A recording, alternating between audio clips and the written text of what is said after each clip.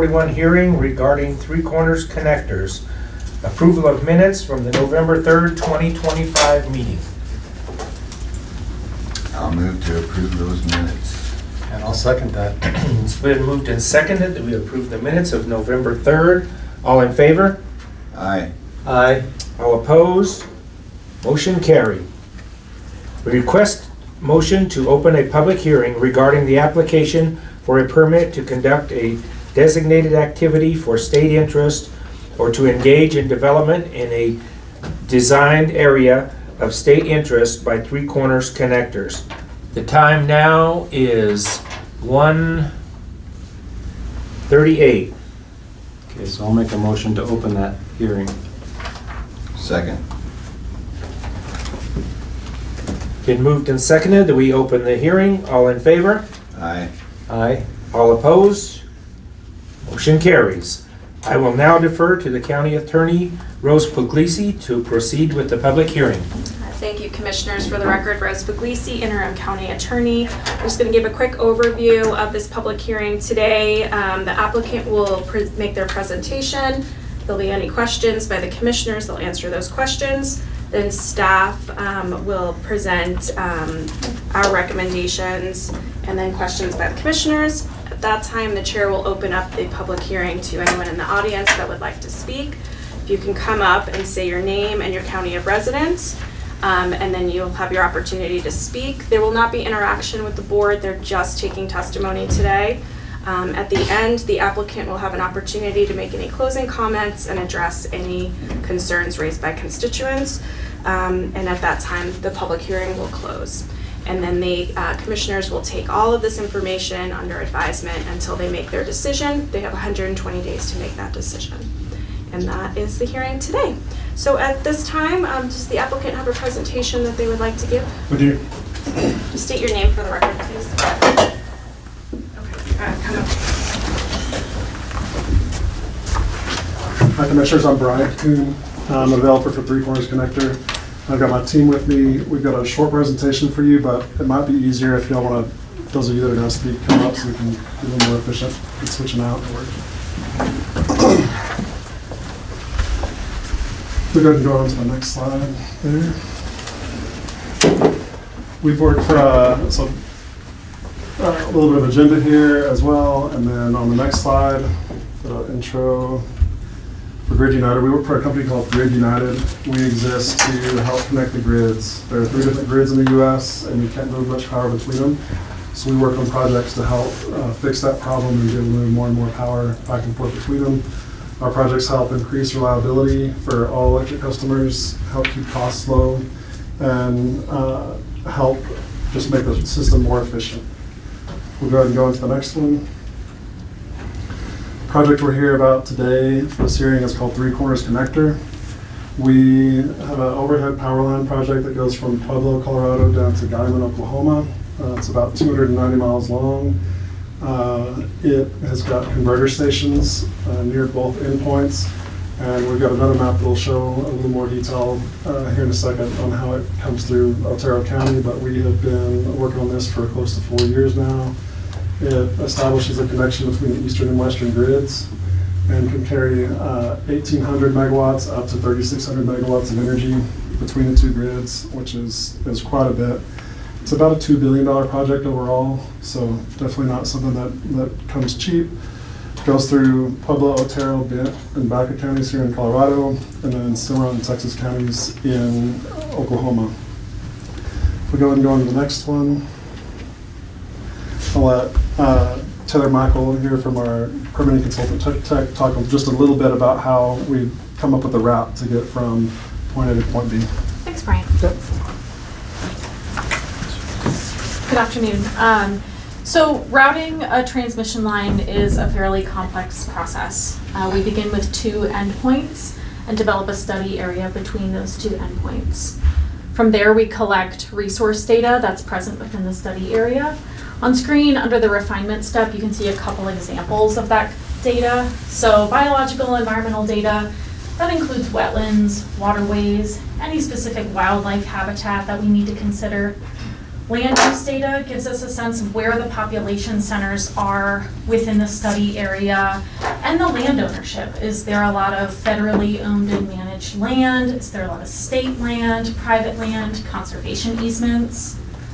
Existing infrastructure, that includes airports, which we have to buffer and route around, along with existing roads, highways, electric transmission, like existing electric transmission infrastructure, and oil and gas. And of course, any listed cultural sites that we need to consider as well.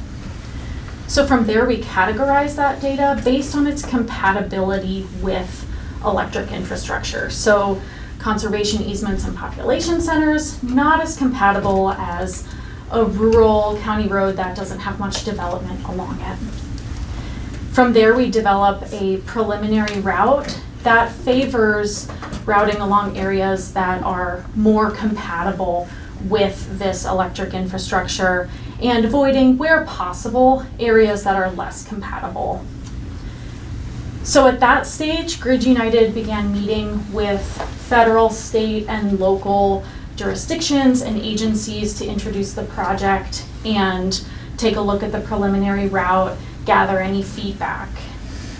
Using that feedback, they were able to tweak the route and adjust it to get us to our final route today. What's really unique about Grid United's routing process is the level of landowner engagement. So from that preliminary route stage, Grid United has met with every landowner crossed by the project to gauge their willingness to participate in the project. And in cases where landowners weren't interested in participating, the route was moved off of their property and onto a landowner who was more interested in participating and having that infrastructure on their property. I'm going to pass it over to Jordan, who is going to touch more on landowner and stakeholder engagement. Thank you, Taylor. Hi, my name is Jordan Thomas. I'm the project manager for the Three Corners Connector project here. Can we go to the next slide? Thank you. So as Taylor was saying, our approach to project development is that you have to engage stakeholders first. So often that's put on the back end of projects. I'm proud to say we have 100% voluntary land acquisition easements along all of our route here in Otero County. That is the result of, we've got Jeremy Capuccio here, our project manager for land. His team spent 2 years in the field talking to those landowners. As a result, we made 116 route changes, 11 of which were driven right here in Otero County. Yeah, it's a zigzag. It's not a straight line. And we not only have we engaged directly with landowners, but we also believe in community impact as well. So we've spent over $425,000 here in Colorado. We established a community investment group to help us do that. 125,000 of which I'm proud to say was with Stand for the Children Leadership Center. They do a lot of advocacy work in this area and others in the area. Can we go to the next slide?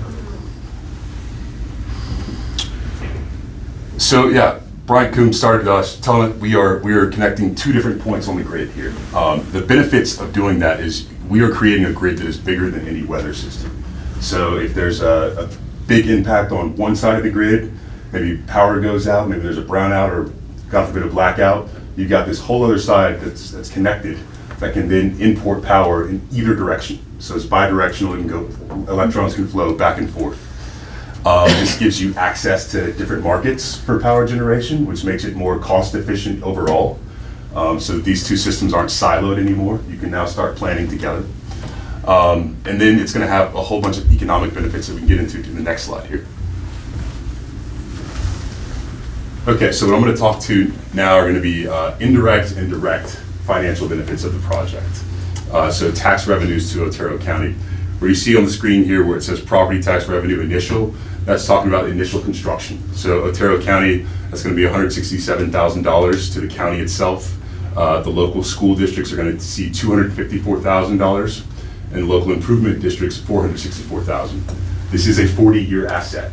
So on the other column here, Otero County will see $3.3 million over those 40 years.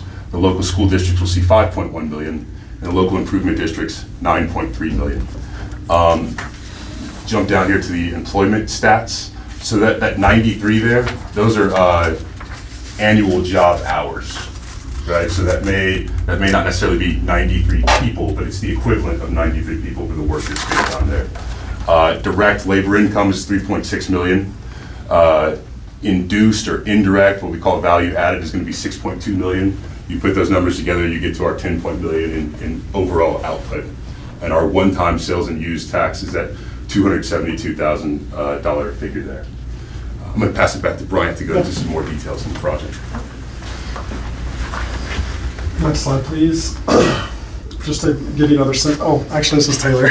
Sorry about that. No worries. That's my fault. So on this slide, we're going to cover the specific project components proposed in Otero County. So we have 47.7 miles of HVDC transmission line, 1 fiber repeater station, which we'll expand on in the next slides. We'll have permanent and temporary access roads. So the temporary access roads will support construction activities, and the permanent access roads will support operation and maintenance activities. And then the repeater station will have its own permanent access road. There will be temporary workspaces during construction, both within the right-of-way to support construction along the line, and then outside the right-of-way to support concrete batch plants and laydown yards. Now I will pass it back to Brian to dig deeper into the transmission line and the fiber repeater station. One thing I didn't mention up front, this is a DC transmission line. Most of the transmission lines you see are going to be AC, but anytime you connect two grids that are out of sync with each other, you've got to convert to DC power and then back to AC. So this line will be DC coming through Otero County. You can see the structures there on the left side. Most of the structures, about 90% of them or so, are what we call tangent. Those are ones where it's generally going kind of in a straight line. We have set this up to be able to be built in phases where right now kind of the grid on both sides can only handle a certain amount of power. So it only makes sense for us to basically hang the wires that can carry that much power today, but to come along later and be able to just, in a really kind of low impact way, hang an additional set of conductors on the other side to expand the capability of the line to carry power. The average height of these structures, they are pretty big. So they're about 180 foot tall. I think our average is closer to about 150 feet. They are what we call monopole, which is basically a pole. It's not lattice, so there's not a lot, not kind of a connector set type or erector set type of construction. It's a pole with arms sticking out.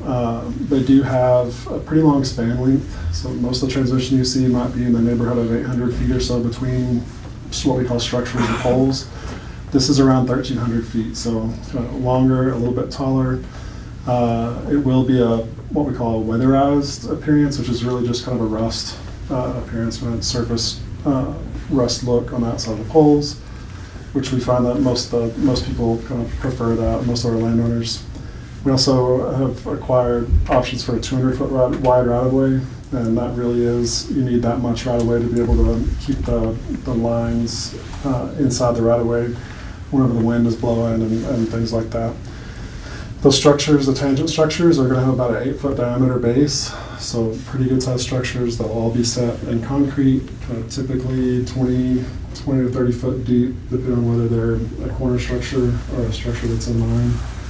I think that's all that's on this page. If we go to the next one, Taylor mentioned, and there's a spot on the map from the previous slide, but we also do have to have a fiber repeater station. So these lines do have one of the wires on the top has a fiber optic line inside of it that has to provide communication between our converter stations on both ends for operation of the line and to be able to just communicate kind of plans back and forth for what the line needs to do.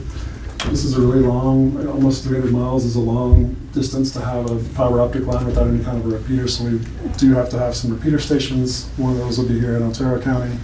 And it's really just, doesn't look much different than, you probably see these a lot in kind of telecommunications type stuff, just a small kind of prefab building that's got distribution electric service, not manned, anything like that, but we do have to have a fence around it and a road to be able to access it.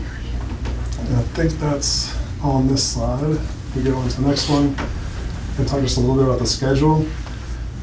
I said earlier, we've been working on this project for quite a while now, started in 2022. We're working on getting permits now. Just going to give you a sense. We are here at 1041 hearing in Otero today. We have a pending date for a hearing in Bent County. We have our application under review in Pueblo County. Still waiting to hear back when we'll have a hearing over there. And then Baca County doesn't have any planning or zoning ordinances, but we do intend on doing a development agreement with them in place of a 1041 or a conditional use permit.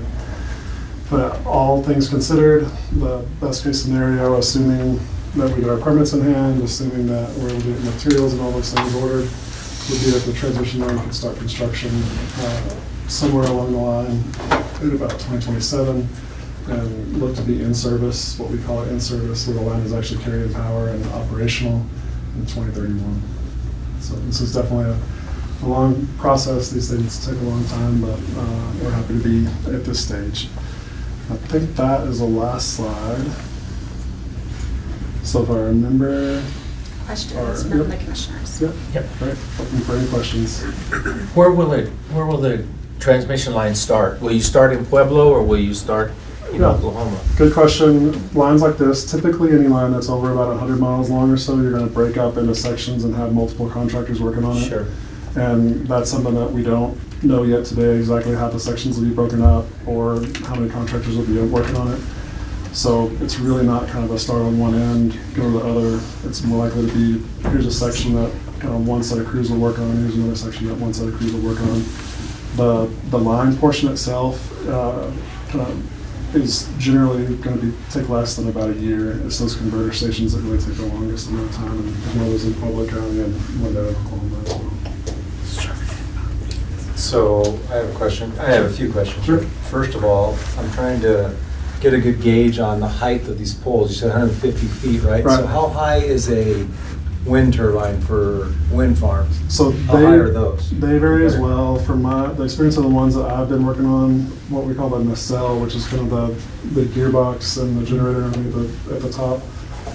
There's really a range, but around 300 foot tall is where those are going to be. Okay, so those are taller than what Yeah, your probably, poles are going to be? Like I'd say generally probably Yeah. twice as, Okay. the center of that is generally going to be about twice as tall. Good. I'm trying to get a reference. Yeah, Trying so to these are figure out taller.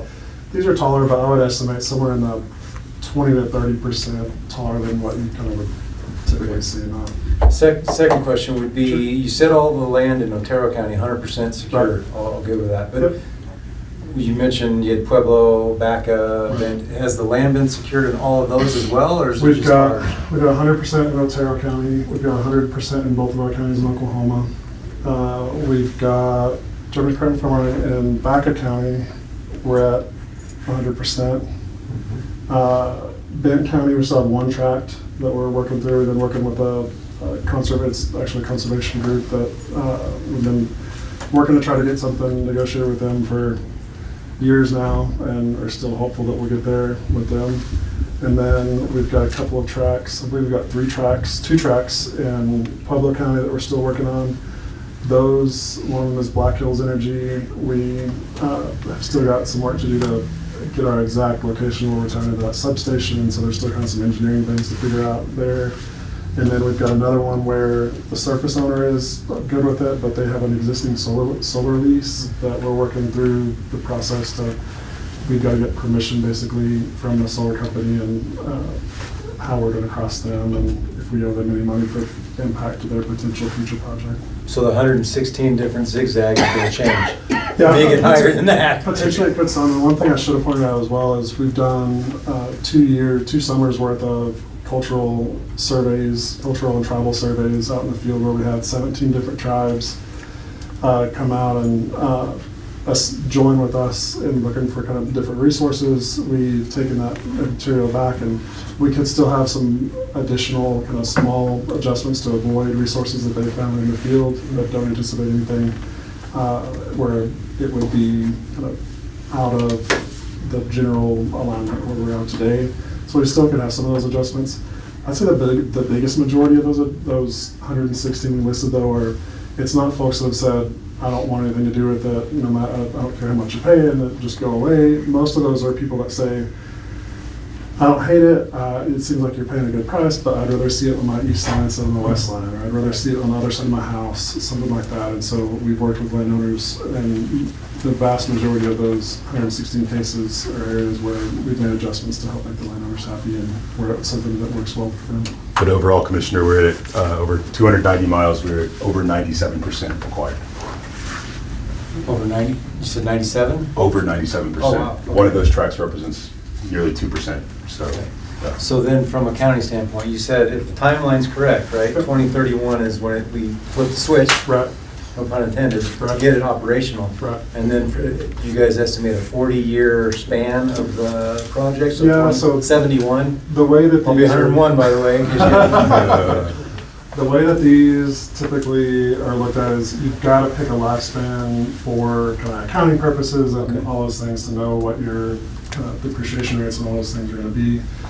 Realistically, as you get closer to that end of life, you look at it and decide, does it make sense to extend this another 20, 30, 40 years or not? Generally, transmission lines are more of a perpetual thing than they are anything, but kind of for the purposes of, this is kind of, we've got to put a line in the sand somewhere, and that's more what the 40 years. So you generate another question for me. Sure. County related, and I Right. don't want to occupy all the questions here, but That's all right. so if that's the case, when you look at it after 40 years and say, you know what, so what happens then? If you say, we're not gonna keep this line operational or Sure. hot we're gonna just go another route, do we go and take the poles down, or what do we do? We do. We have portions of our agreements with the landowners are that if it's not in operation for a certain period of time, I can't quote the exact length, but that we will come in what we call decommissioning, where we take it out.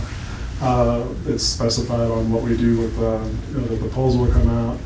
The foundations are pretty deep, and it's really Yeah, I not. can imagine. It's really not feasible to remove. 20 feet of concrete? 20, 30 feet of concrete, and so generally those are somewhere in the range of like 5 or 6 feet. I think it probably spells out in our application even what that is, but there's a reasonable depth below the surface of the ground that concrete is taken out. Access roads are removed and reseeded, revegetation is done along the whole line, and yeah, that's kind of generally the decommissioning process. Cool. All right, cool. Thank you. That's all I got. I'm good. Good? Okay, that's all our questions. Thank you. So now we'll have staff recommendations. Lex Nichols is our land use administrator, and so he will make that presentation.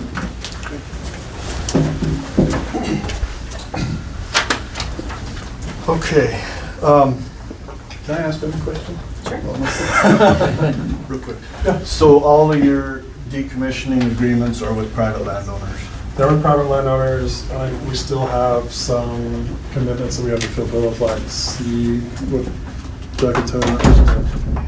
Help me out here, but there are some, this will have to go through state permitting, through the utility commission at some point as well, and those include additional, or anticipated to include additional decommissioning requirements that will follow as well. Okay, just wondering, everybody does it a little different, so as long as there's something in place with either the landowner or us. Yep. So, and we talked a bit during the meetings and stuff about the revegetation.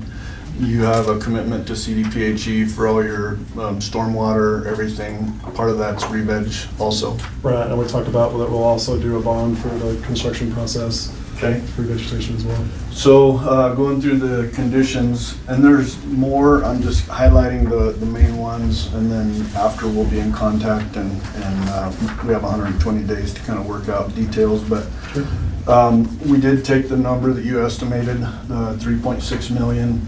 The way we do our bonds, we prefer a surety bond, and it would be for $3,600,000.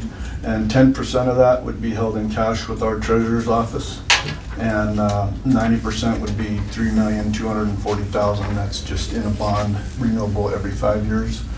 So in a perfect world, you get it done, it's fired up in 2031. That's when we would start the process of monitoring the re-veg. We wouldn't do it during the project. Construction. Yeah. So And then before commencement of construction, applicant shall submit verification to the permitting authority and myself that you have required all necessary easements or property rights to complete the project. We do have the list of all the properties, but if you have something like that you could provide. And we'll have a list that has all the filing numbers and stuff too for all those as well. Okay. Before commencement of construction, applicant shall submit verification to the permit authority and land use administrator that it has complied with and received all necessary permits, approvals from local and state, so PUC, everything, you know, if you have a PPA or something. Applicant shall provide sufficient funds to Otero County to restore or maintain county roads that are used by the applicant or its agents to the pre-construction condition, and we can work through a road maintenance agreement before construction. Once construction and revegetation of the project is complete, our range management specialist shall be allowed access to the site to perform one inspection per year. We usually do that in the fall. I accompany her. So we would just need access to all properties from county line to county line. And she'll generate a report. We give you a copy, and then you just give us a report of your yearly activities. To the extent reasonably feasible, applicant shall control through the project areas fugitive dust from construction, transportation, anything, which might be a little tricky at some points, but you will be bound to that. Applicant shall comply with any and all Otero County Health Department requirements. Commencement of the project, we can negotiate if this, for some reason, I know you don't have a specific target date, but normally a 1041, if it's not commenced within 12 months, we have the ability to revoke the permit. So we started this at 24, which gives you till 2027. If that needs to be negotiated, we can talk to our attorney and you guys, and we don't want to just pull the plug on you. So, term of the permit, valid indefinitely for the life of the project, provided the applicant is in compliance with the permit. If shown to be necessary, permitting authority may, in its discretion, extend the term of the permit upon written request following a public hearing. 1041 permit may only be transferred or assigned in whole or in part upon written approval from the permit authority.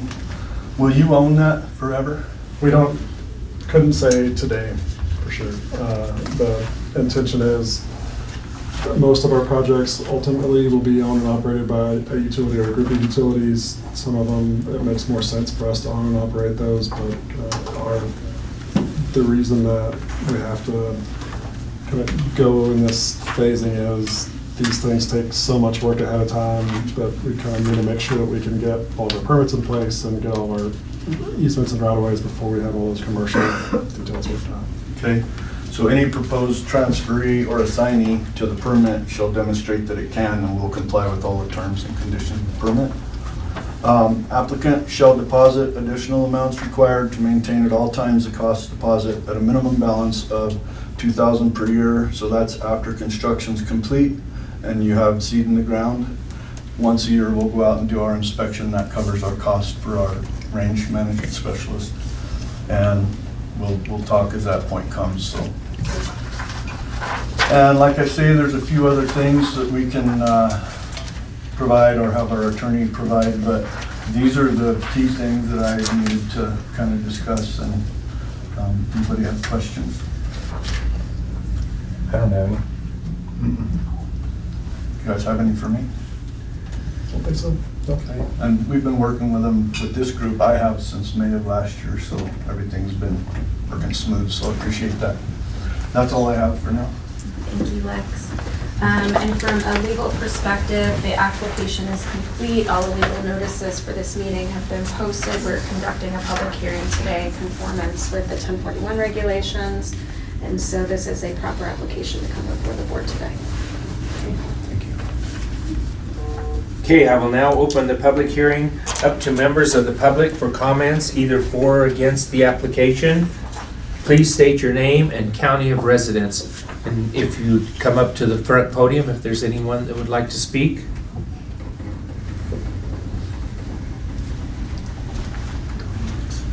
Okay, see anybody?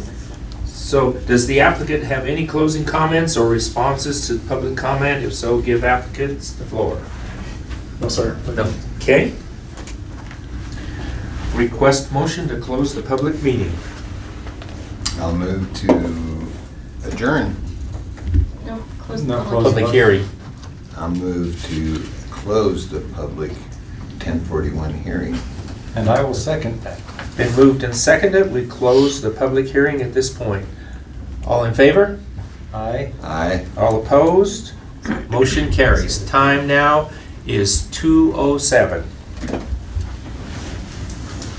A copy of the submitted 1041 permit application is posted to the Otero County's website for public view. Request a motion to adjourn from the 1041 meeting. I'll make a motion to adjourn from the 1041 meeting. Hearing. I'll second that. Been moved and seconded. We motion to adjourn from the 1041 hearing. All in favor? Aye. Aye. All opposed? Motion carried. Time now is 2:08.